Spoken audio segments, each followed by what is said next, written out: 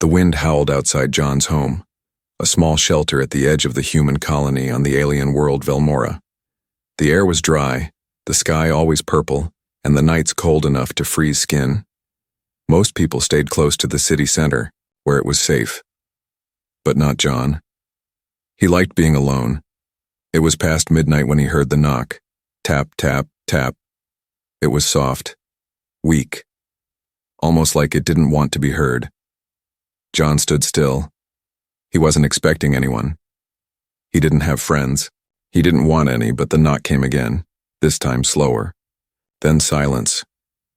Cautiously, he picked up his old plasma pistol and walked to the door. He pressed a button and the metal door slid open with a hiss.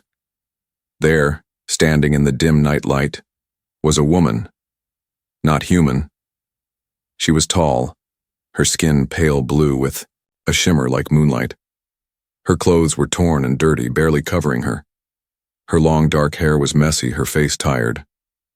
In her arms she held a small child, wrapped in cloth, silent, shivering. John froze. He had seen aliens before, but this one, she looked like she had walked through hell. Before he could speak, she looked up at him. Her eyes glowed softly. Silver, sad, and deep. Then she said something that made his heart stop. Please. Take me. And my child. As your concubine. John blinked. What? He asked, thinking he heard wrong. She took a step forward and almost collapsed. He caught her before she hit the ground. The child whimpered but did not cry. I will serve you, she whispered. Protect us, and I will belong to you. John didn't answer. He didn't know what to say. Who was she? Why would she offer herself like this? It didn't make sense. She was cold, her hands were like ice. The child was burning with fever. He looked down at them. He couldn't leave them there. Whatever this was, it could wait. Get inside, he said finally. He helped her to the old couch. The child was barely awake, weak, and breathing fast. John rushed to get water, food, and a blanket. He wasn't a doctor, but he had enough supplies. As he worked, the woman slowly opened her eyes again. Thank you, she whispered. You didn't have to. I didn't do it for thanks, John said. I did it because you looked like you were dying. She looked down at her child and held her tighter. I am Lyrae, she said. And this is my daughter. John nodded. I'm John. Lyrae looked around. You live alone? Yes. I like it that way. She was quiet for a moment. Then she asked, Do you still refuse my offer? John sighed. Look, I'm not interested in owning people. I'm not that kind of man. Her lips trembled. I wasn't offering for pleasure, I was offering safety. My people, if they find us, they will take her, or kill her, or worse. He stared at her. Who's after you? But she said nothing more.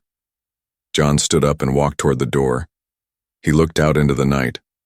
No one was there, not yet. He didn't know who this woman was, or what she was running from. But something deep inside told him. This was only the beginning. John was used to silence. He liked quiet mornings, especially after a freezing night. But this morning was different. He stood by the small window, watching the strange sun rise over the dusty hills of Velmora. Behind him, the alien woman, Lyrae, lay asleep on his couch. Her daughter curled up beside her like a tiny shadow. They hadn't moved all night. But what haunted John wasn't her odd request to be his concubine. It was the fear in her eyes when she said it. That wasn't normal fear. It was trained fear. Like someone who had lived through terror again and again. John didn't ask questions last night. He just gave her food and warmth. But today, he needed answers. He turned around as Lyrae stirred. Her eyes opened slowly, and for a second she looked ready to run. But then she saw John and relaxed. Barely. You didn't run, he said, bringing her a cup of warm broth. She sat up slowly, taking the cup in both hands. Her daughter still slept. Too still, John thought. I had nowhere to run, Leary said softly. He nodded toward the child. She's sick. I know, she whispered, her voice tight. They used a tracker drug on her. If I hadn't pulled it out, we wouldn't have made it. John's stomach turned. Tracker drug. It glows under scans.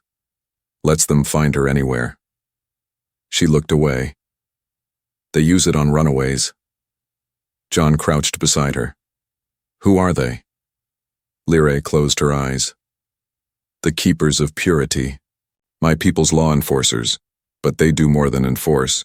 They cleanse. John had heard rumors.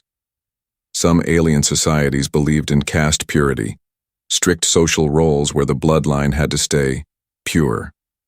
Anyone who disobeyed disappeared. You broke their rules, he asked. No, she said bitterly. I was the rule. I was born into their noble house. I was supposed to be given to one of their high priests. John stared at her. Given? Leary nodded. Concubine, servant, breeder, whatever they wanted. I refused, and they branded me impure. She lifted her sleeve. John's breath caught. Her arm was covered in faint burn marks. Symbols he didn't recognize, but they glowed faintly, scarred deep into her skin. They tried to do the same to her, she said, voice shaking. But I escaped before they finished. I won't let them brand my daughter. John stood up, angry. You're saying they hunt children? Yes, she said. If the child is born from a rejected mother, she is seen as a curse. Unless the child is claimed by another bloodline. He understood now. That's why she offered herself. If John, a human, accepted her and the girl as his property, even as something cruel like a concubine, it would technically make the child part of his bloodline. And in alien law, that might be enough to protect them. It wasn't love. It was survival. But still, it burned in him. You don't have to belong to anyone, he said sharply. Not to me, not to them. Leary looked down. Then we have no protection. John walked to his desk and activated a small hollow panel. He searched the colony registry system. She wasn't in it. No identity, no papers. The child didn't exist here either. They'll find you, he said. I know. We need to register you both under something else, something that protects you. She looked up, a little hope in her eyes. You would do that? I'm already involved, John muttered. Might as well go all in. But before he could continue, the hollow screen blinked red. Motion sensor. Triggered. Something was approaching the house. Leary stood, alert in an instant. She pulled the child close, her glowing eyes sharp. John grabbed his pistol and slowly walked to the front. On the monitor, a dark shape moved through the morning dust. Not human, not animal, alien. And it wasn't alone. The door creaked as John opened it slowly, his pistol steady in his hand. The dust outside made it hard to see, but the figure walking toward the house was tall, cloaked, and not alone. 2 others followed behind. All 3 walked slowly like predators not in a hurry. Leary stood silently behind John, her daughter pressed tight to her chest. Her expression was cold, but her hands trembled slightly. John spoke through the metal, speaker near the door. State your business. The lead figure stopped. His voice was deep and smooth, almost too calm. We track a thief and her spawn. We were told they passed through here. John didn't answer. We are officers of House Velzek. The figure continued. Return the woman and the child. No harm will come to you. Leary's grip tightened around her daughter. The child whimpered softly. John took a breath. Then he stepped outside, locking the door behind him. You're on human colony ground, he said. That means we follow our laws here. The cloaked figure tilted his head. Your laws do not apply to Velmoran blood. John smirked. Funny. You seem real eager to get her back for someone who disowned her. The figure's voice dropped colder. She carries sacred blood. Her child may have inherited traits valuable to us. We must test her. That is all. John looked him dead in the eye. You want her for testing? Try walking through me. Silence. Then the figure reached into his cloak. For a moment, John thought he was pulling a weapon, but instead he pulled out a glowing tablet. I offer a legal contract, the figure said. Sign her over. You will be paid well, and she will not suffer much. John didn't even look at the contract. He raised his pistol. You come to my door, you threaten my guest, and you dare say she's property, he growled. This isn't your empire. The man stared at him, then chuckled. Then you protect her? I do. Do you own her? John paused. He didn't like this game, but he could see where this was going. Their laws only respected ownership. Protection meant nothing to them, so with a bitter taste in his mouth, he said the one word they needed to hear. Yes. The alien raised his brow. I claimed her. And the child. They're mine now, John said, eyes hard. Which means your empire can't touch them. For a moment, no one moved. Then the man stepped back, slowly. As you wish, Deathworlder, he said. But remember this. Your claim makes you responsible. Their sins are now your sins. They turned and disappeared into the dust. John stood still until he was sure they were gone. Then he went back inside. Leary looked up at him, confused. You claimed us? I did, he said. Legally. But why? Her voice was low, full of disbelief. You don't believe in chains. I don't, he replied. But sometimes, to break a system, you have to play its rules first. She stared at him, eyes wide.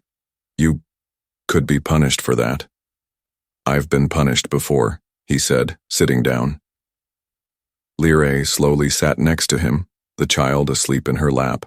They will come back, she said. I know. They'll bring more. I'll be ready. There was silence for a while. Then she asked, Why help me, John? You could have turned us in. You could have walked away. He looked at her. Because no one helped me when I was hunted, and because your daughter doesn't deserve their madness. Leary looked down at her child. Her hand brushed through the girl's hair gently. She needs a name, Leary said. She doesn't have one. I wasn't allowed to give her one. Only high-caste males have that right. John shook his head. That ends now. He looked at the sleeping girl. She's free now. She deserves a name of her own. Leary smiled faintly. Then you name her. John blinked. Me? She nodded.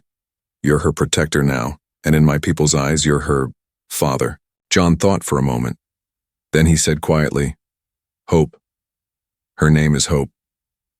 Leary whispered the name softly, over and over. Hope. Outside, the wind howled again. But inside the small house, something had changed. John hadn't just protected 2 lives, he had adopted a war. Night fell again, colder than before. The wind outside carried dust and whispers, soft sounds that made even the walls of John's house creak. Inside, everything was calm. Hope was asleep in the back room, wrapped in thick blankets.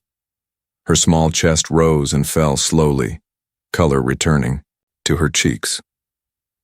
John sat by the heater cleaning his old rifle. He hadn't touched it in years, not since the war, but tonight. Something in his bones told him to be ready. Leary was quiet too. She stood near the window, watching the hills.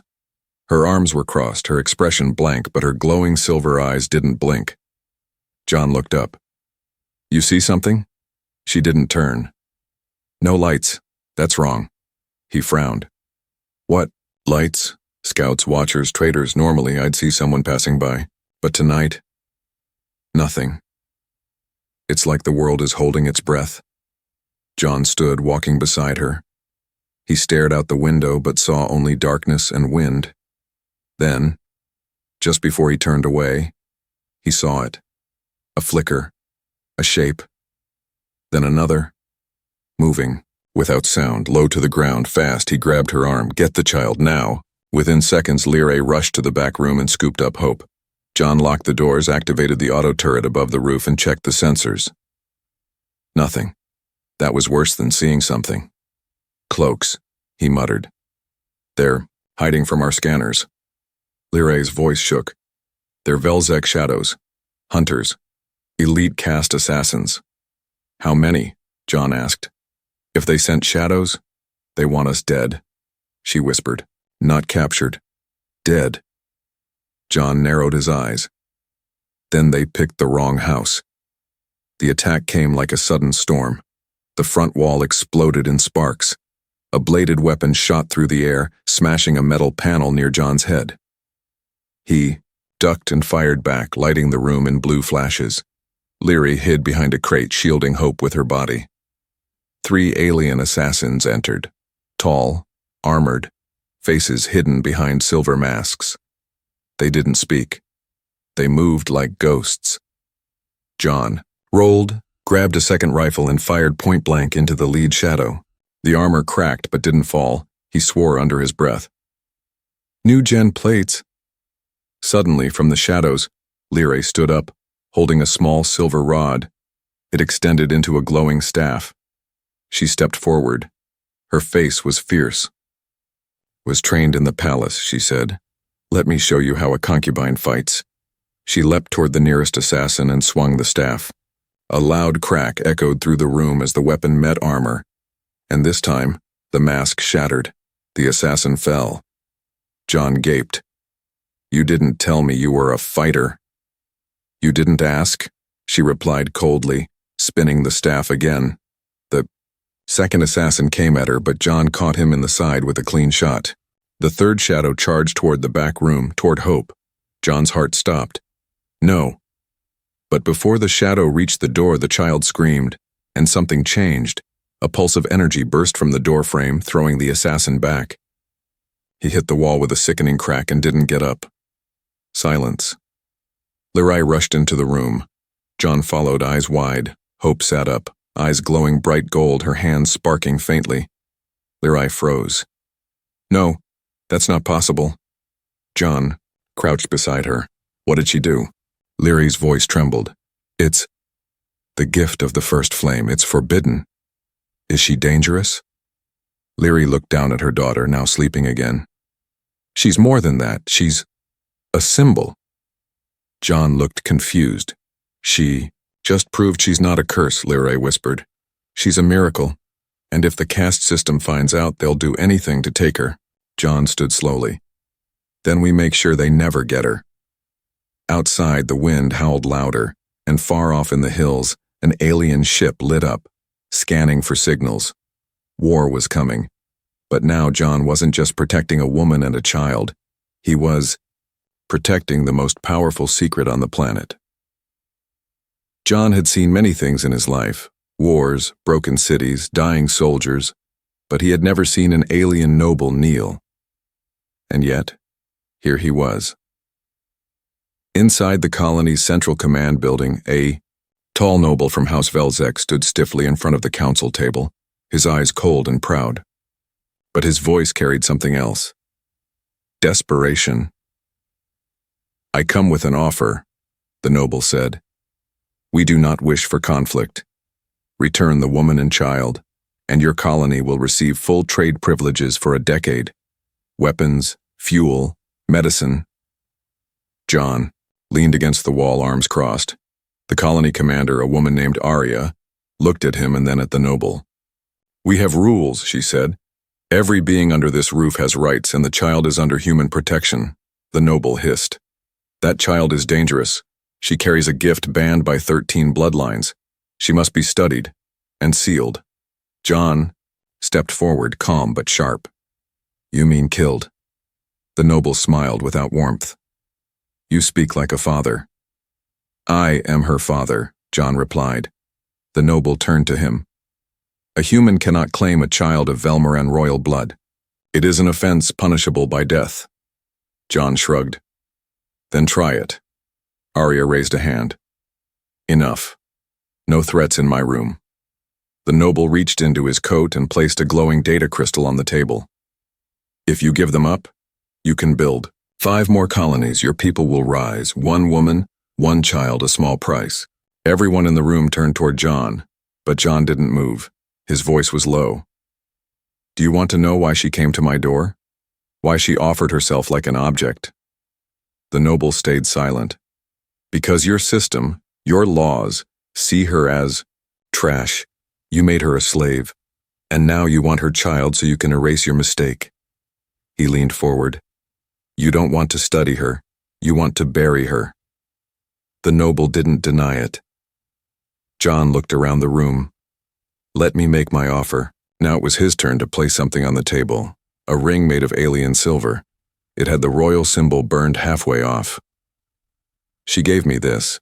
She was marked as impure, branded, exiled. You all say you care about honor and law, but when a woman says no to your priest, you try to kill her? He pointed at the noble. Your house is rotting. Gasps filled the room. The noble's guards reached for their weapons, but the commander waved them off. Arya stood. So what's your offer, John? John turned to her. We register Lyrae and the child under my name. As colonist family members, they stay here under our protection. No ownership, no chains.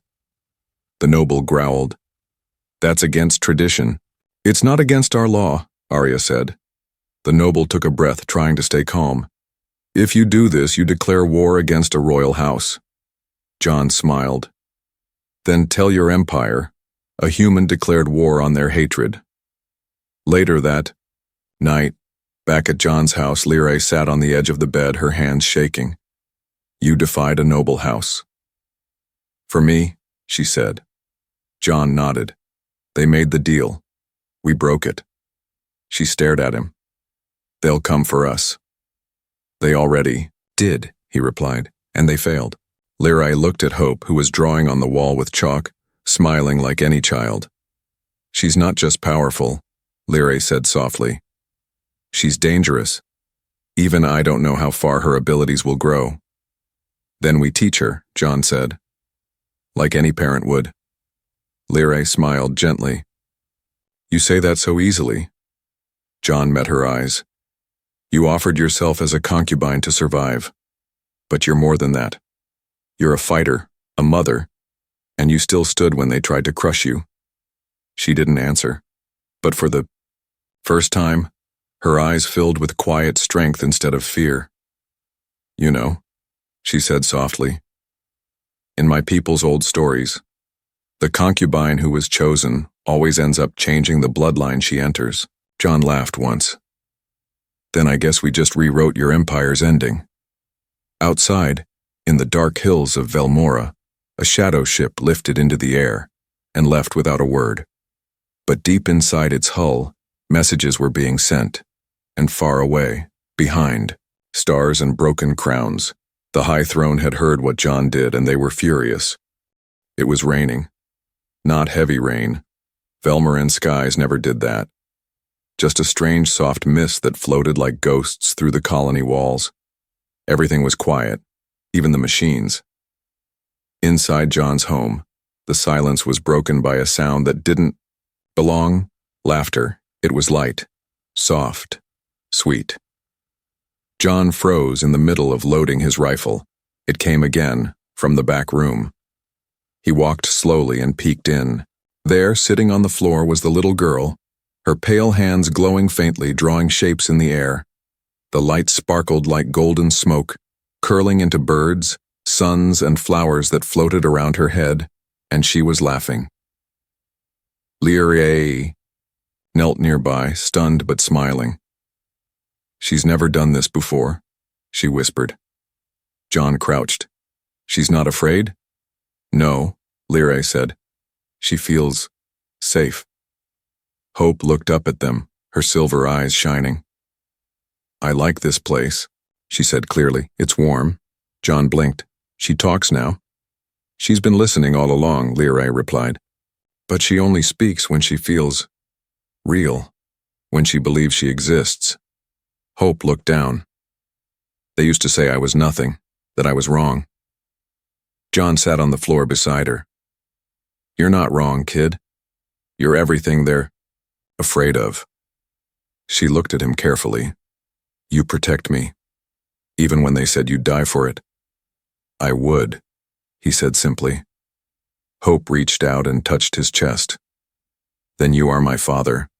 Can I choose my name now? John and Lyrae shared a look. Her voice was steady, but something deeper was happening. Ancient Velmoran culture never allowed lowborn or exiles to name themselves. Choosing a name meant claiming a soul, claiming a future. Yes, Lyrae said softly. You may choose. The girl closed her eyes. Her hands glowed again. When she opened them, the lights floated around her. The shapes merged into a single symbol, a blooming flower wrapped in flame. Hope, she said. My name is Hope. John smiled. It fits. Lyrae wiped her eyes, silent tears falling. Then suddenly, the lights around Hope turned red. Hope looked up sharply. They're coming again, she said. But not for me. For him. John stood fast. What do you mean? Hope pointed outside. They sent someone who doesn't bleed. An hour later, John stood at the colony gates. Rain fell in strange patterns, almost like it avoided the figure standing on the other side. It was tall, pale, unmoving. Not an assassin. Not a noble. It wore silver armor without symbols, and its eyes glowed a faint blue. Its voice came through the comms, flat and lifeless. Human John, you are summoned by the Crown Ascendant. Arya stood beside John. This thing's synthetic. It's more than that, John whispered. It's an enforcer, the figure repeated. You claimed a royal-blooded exile and her spawn. You denied a noble house. You broke the silence code. Didn't realize I was that important, John said. You are not, the figure replied. But she is. It turned its glowing eyes toward Hope, who stood far behind them, watching. She is not supposed to exist, it continued. You will surrender her for containment. John's voice was sharp now. She just named herself. That means she's no longer property. She's a person, a citizen. She is a threat. Hope stepped forward, tiny but strong. You don't scare me, the enforcer's voice glitched. Her energy is waking. The flame protocol has activated. Lyrae grabbed Hope and pulled her back. John raised his rifle. You want her? Come through me. The enforcer didn't move. Then slowly it extended its hand, and the air bent around it. The rain froze in midair. The walls behind John began to hum. Gravity twisted. But then, Hope screamed. The mist exploded around her. Gold light surged from her small hands and wrapped around the enforcer like vines of fire. The machine staggered, glitched, and then cracked. The silver armor shattered. The enforcer collapsed in pieces, sparks flying into the air. Everyone stood. In stunned silence, Hope looked at her hands. I didn't mean to. I just wanted it to stop. John stepped toward her and knelt. You're okay. You're in control. She looked at him. Am I still your daughter? He smiled. Always. Lyrae placed a hand on John's shoulder. The flame inside her will call others, bigger ones. And if they see her this way, they'll bring war, John said. Hope whispered. Then let them come. I'm not hiding anymore. The council chamber of Velmora Prime had never held this many people. It was carved from silverstone and pulsed with alien energy. Giant banners of royal houses hung from the walls, and glowing eyes watched from every level. This was the great trial hall, used only when a ruling law was to be challenged. And today, a human man and a casteless alien woman stood at its center. John stood tall, dressed in battle-worn human armor, scratched and dented but clean. Beside him was Lyrae, cloaked in white, an exile's color but without shame. In her arms stood Hope, their daughter, glowing faintly with the golden fire within her. Across from them stood the Velzek High Judge, flanked by nobles, generals, and priests. No one smiled. No one bowed. The judge spoke in a cold voice. You were summoned to surrender the child. Instead, you killed an enforcer. You, a human with no bloodline, declared ownership of a royal-born female and her daughter. You now claim family, even love, against every tradition written in our history. John took a step forward. I don't care about your history. I care about her. And the girl you call dangerous. She's just a child. A child you branded and hunted. The judge ignored him. Lyrae, former royal of House Velzek. You stand accused of betrayal, bloodline corruption, and awakening a forbidden gene within your child. You are to be purified, your bloodline erased. Lyrae lifted her chin. Then I will speak my truth before I die. A gasp moved through the crowd. Tradition did not allow exiles to speak during judgment. The judge turned to the council. Shall we hear her words? One noble, young, uncertain, stood and nodded. Then another. Then three more. Permission granted. Lyrae stepped forward. I was born into a house that said women were to be owned, not heard. My body was promised to a priest before I could walk. When I refused, they called me broken. When I escaped, they called me a traitor. And when I gave birth to my daughter, they sent hunters to erase her. But something changed when I knocked on his door. She pointed at John. He didn't claim me with chains. He didn't ask for my body. He gave me food, warmth, and a name for my child. She paused. You call me a concubine, but in truth I was nothing until I met him. And with him I became something more.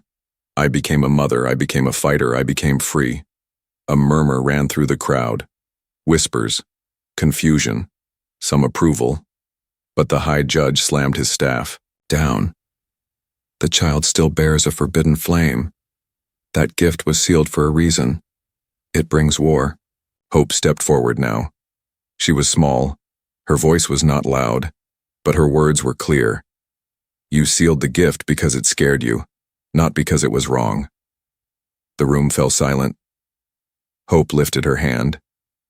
A small spark flickered to life. Instead, a fire. It became a soft bird of gold flying gently through the chamber. I don't want to burn anyone, she said. I want to build, to create. But if you keep coming after us, I will protect my family. A noble stood. If we let her live, what happens to the old rules? Another replied. Maybe the old rules are the problem. Arguments exploded across the room. The high judge turned to John, voice filled with disgust. You are human. You have no place in this court. John walked forward slowly, eyes never leaving the judge. Then let me ask you something, he said. Why are your people so afraid of change? Because a woman spoke for herself? Because a child chose her own name? Or because a man who doesn't follow your blood games stood between your blade and their hearts? He paused. Maybe it's not the girl who's dangerous. Maybe it's the idea that she doesn't belong to anyone. The council chamber shook with the force of silence. No one moved, until the oldest noble in the back, white-haired, skin cracked with age, stood. I remember the days before the caste system, before the first flame was sealed. The old ways were cruel, yes, but this silence, this control, this isn't peace, it's a cage. He pointed at Hope. Let the girl live, let her choose her path, and let this man and this mother walk free. One by one, others stood, some in favor, some trembling. The judge, now panicking, raised his staff again. This is blasphemy. Then something unexpected happened. Lyrae walked to the center of the floor. She pulled out the ring John had once placed before the council, the burned, half-broken royal ring of House Velzek. She held it up. If you want to end this bloodline, do it. But understand, when you break this, you don't end me. You create 1,000 more like me. Mothers, daughters, fighters, all watching, all waiting, to see what you choose today. She dropped. The ring. It echoed on the stone floor. No one picked it up. That night, the council voted. They did not erase the bloodline. They did not arrest the child. They changed the law. It was small, hidden in technical words, but it was enough. From now on, any being, regardless of blood, could declare protection under the unity law. Any child with awakened gifts could live without being marked, and any woman could name herself. The caste system did not collapse that day, but a crack had opened, a deep, unhealing crack. In the months that followed, John and Lyra built a home outside the colony, a real one this time. No bunkers, no weapons near the bed, just peace. Hope began to draw with light every morning. Birds, trees, stars. Sometimes she made them real for a few seconds, sometimes longer. John taught her how to cook human food. Lyra taught her old songs from a time before exile. And one day, Hope asked, "Will I always have to fight?" John hugged her gently. "Only if someone tries to cage you again."